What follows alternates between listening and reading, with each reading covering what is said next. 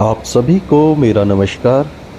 जी हाँ, आज हम बात करेंगे इस खूबसूरत सी नदी मंदाकिनी नदी के किनारे बसे केदारपुरी में स्थित केदारनाथ धाम के बारे में।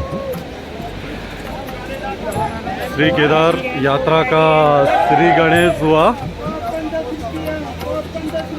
और भक्तजन भोले के जयकारे लगाते हुए। तो अभी हम लोग निकल गए हैं सोनप्रयाग से गौरीकुंड के लिए। हमारे दीपू भाई, महेंद्र भाई, साहिल भाई, अधिकारी जी और दो भाई साहब। सोनप्रयाग से गौरीकुंड तक की यात्रा स्थानीय शटल सेवा द्वारा की जाती है।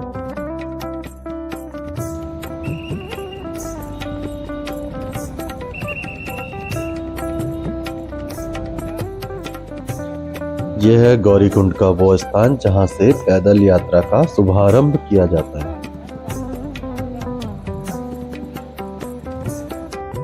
गौरीकुंड से केदारनाथ तक पैदल यात्रा करने से पूर्व सर्वप्रथम मंदाकिनी नदी के किनारे गर्म कुंड में स्नान किया जाता है। उसके पश्चात गौरी मैया के मंदिर के दर्शन किए जाते हैं। उसके बाद प्रारंभ होती है केदारनाथ तक की पैदल यात्रा।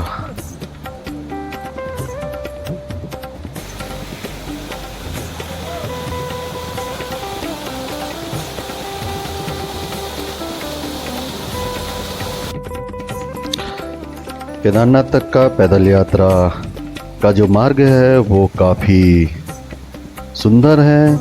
यहाँ जगह जगह पर हमें झरने वगैरह आदि देखने को मिल जाते हैं, जिनसे कठिन यात्रा का पता भी नहीं चल पाता है। अब हम बात करते हैं केदारनाथ जी के रहस्य के बारे में। धरती पर शिव के 12 ज्योतिर्लिंग हैं, उन्हीं में सर्वोपरि हैं बाबा केदारनाथ। केदारनाथ धाम में महादेव लिंग के रूप में विद्यमान नहीं है। यही इस धाम का सबसे बड़ा रहस्य है। 3593 फीट की ऊंचाई पर बने केदारनाथ धाम का निर्माण किसने करवाया, इसकी कोई पुख्ता जानकारी नहीं है। पौराणिक मान्यताओं के अनुसार द्वापर युग में महाभारत के युद्ध के बाद जब पांडव भगवान भोलेनाथ को हर जगह ढूंढ रहे थे, पैदल यात्रा के दौरान बाबा के भजन गाते और जयकारे लगाते हुए लोग जगह जगह पे देखे जा सकते हैं। इन्हीं सबको देखते हुए 20 किलोमीटर की केदारनाथ जी की कठिन चढ़ाई कब पूरी हुई का पता भी नहीं चल पाता। भगवान शिव ने देखा कि पांडव उन्हें ढूंढते हुए केदार नगरी की ओर आ रहे हैं, तो यह सब देखते हुए भगवान शिव ने बैल का रूप धारण कर अन्य पशुओं के बीच जा छुपे।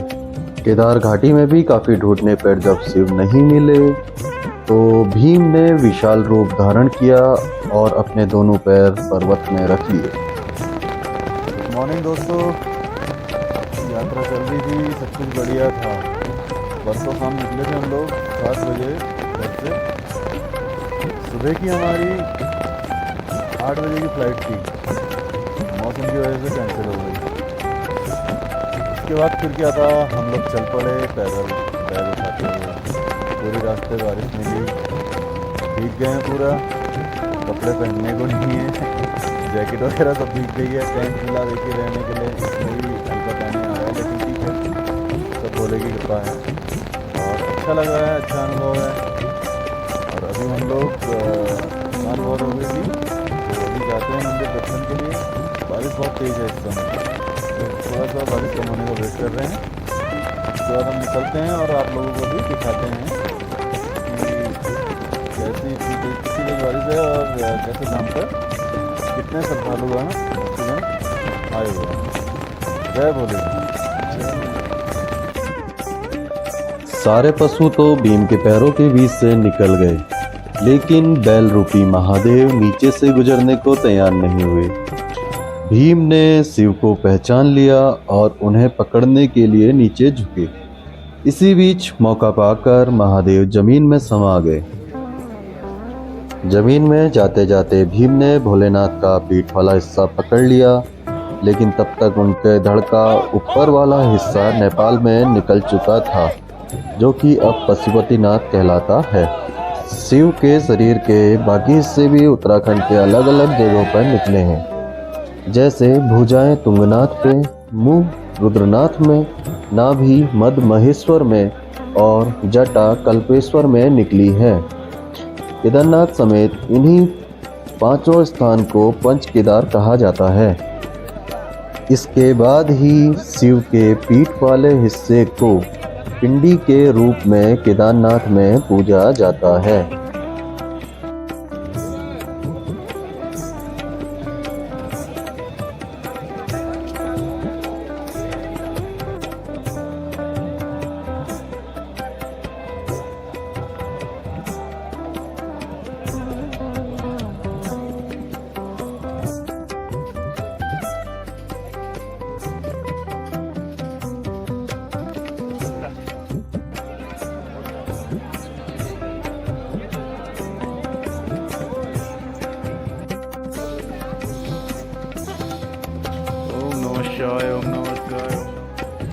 केदारनाथ धाम मंदिर तीनों तरफ से पहाड़ों से घिरा हुआ है।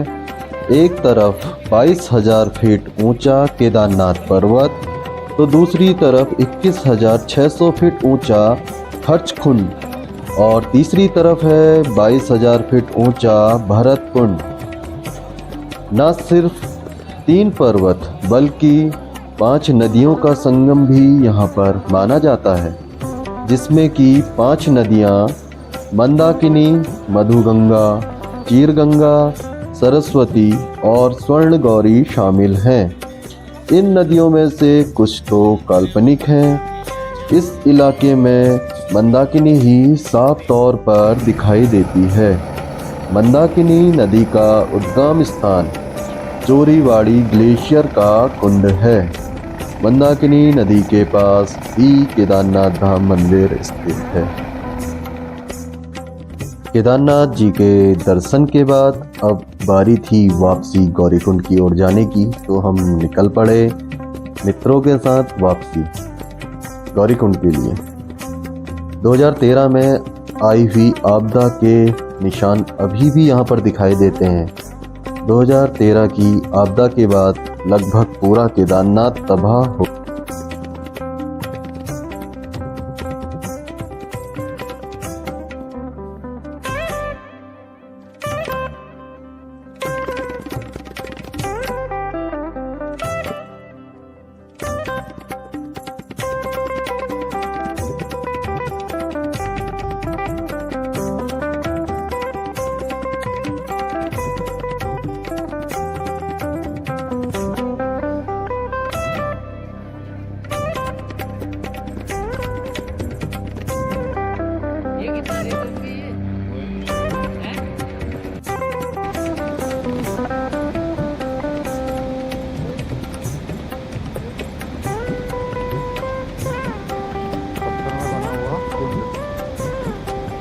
आपदा का टाइम होगा।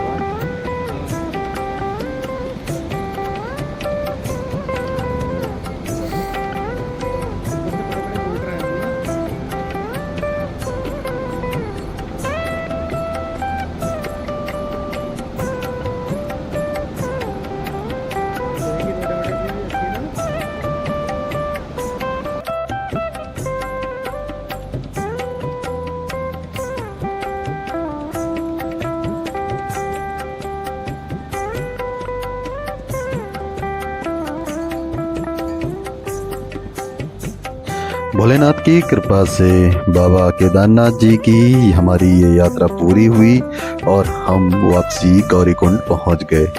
जय भोले की।